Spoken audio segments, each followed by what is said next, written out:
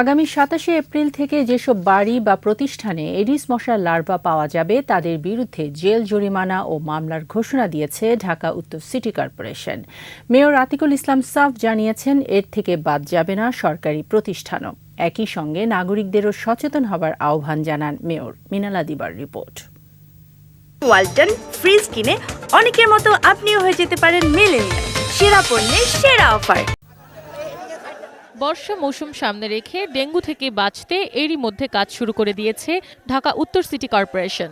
সকালে মিরপুরের রূপনগরে ডেঙ্গু সচেতনতা কার্যক্রম উদ্বোধন করেন উত্তর সিটির মেয়র আতিকুল ইসলাম। ডেঙ্গু সচেতনতা ও মশক নিধনে মোট ৩৬ লাখ টাকা বাজেট নিয়ে কাজ করবে সিটি কর্পোরেশন।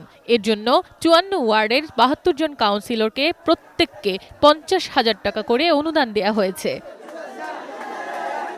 এডিস মশার প্রজনন রোধে চিপসের প্যাকেট থেকে শুরু করে ডাবের খোসা কিনে নেবার ঘোষণাও দিয়েছে মেয়র আতিক।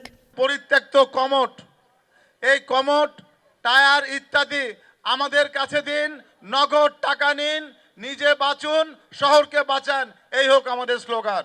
আগামী ২৭ এপ্রিল থেকে যেসব বাড়ি বা প্রতিষ্ঠানে এডিস মশার লার্ভা পাওয়া যাবে তাদের বিরুদ্ধে জেল জরিমানার ঘোষণাও দেন মেয়র।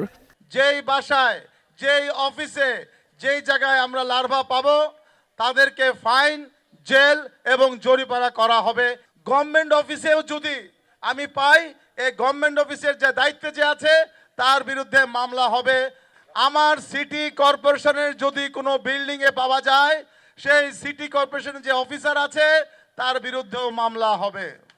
নিজেদের স্বার্থে জনসাধারণকেও সচেতন হবার আহ্বান জানান ঢাকা উত্তর সিটির মেয়র। মিনালা দিবা, একুশে টেলিভিশন, ঢাকা।